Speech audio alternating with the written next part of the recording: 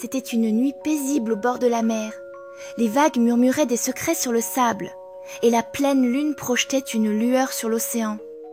Dans le petit village de Pointe-Bleue, Luca, un garçon aux cheveux bouclés et aux yeux brillants, jouait sur la plage avec sa fidèle compagne, la petite chienne Mel.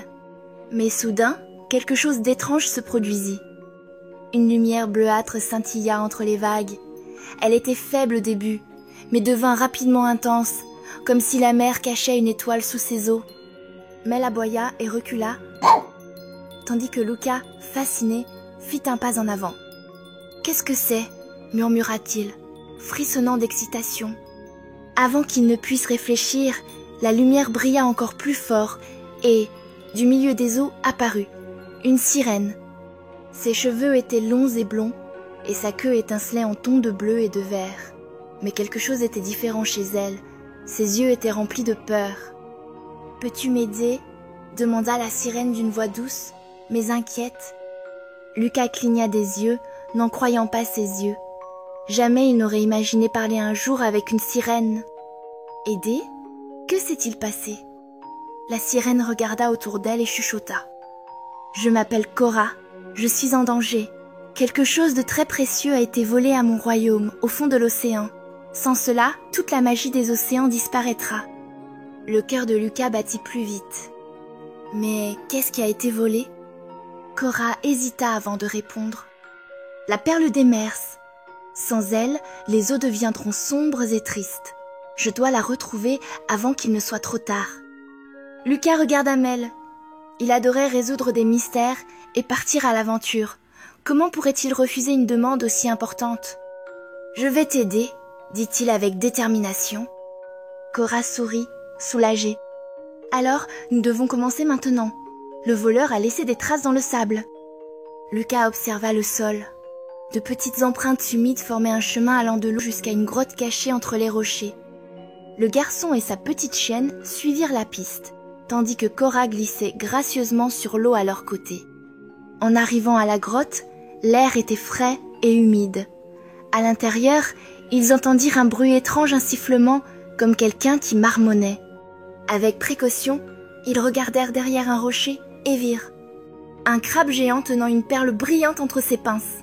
« C'est la perle des mers » chuchota Cora. Luca s'approcha prudemment.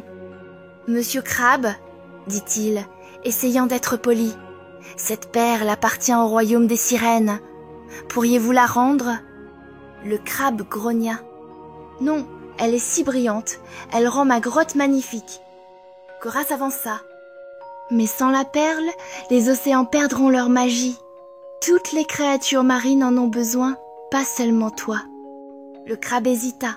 Il regarda la perle, puis Cora, puis Luca. « Mais ma grotte sera sombre sans elle, » dit-il, pensif. Luca sourit. « Nous pouvons t'aider à trouver quelque chose d'encore plus beau pour décorer ta maison. » Le crabe ouvrit grand les yeux. « Vraiment ?» Cora sortit un collier de coquillages brillants et le lui tendit. Il est fait de fragments d'étoiles de mer. Il brille même dans l'obscurité. Le crabe observa le collier et après un moment soupira. « D'accord, vous pouvez prendre la perle. » Avec précaution, Cora prit la perle des mers et la serra contre sa poitrine.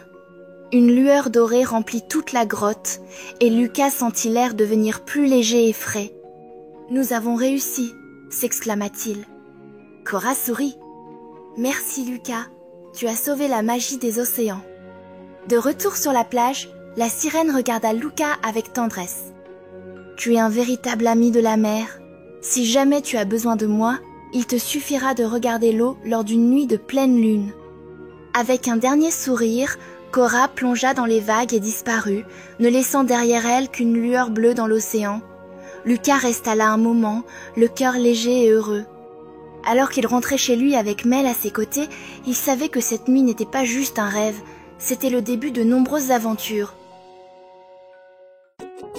Vous avez aimé la vidéo ? Abonnez-vous à la chaîne pour voir plus d'histoires et laissez un like.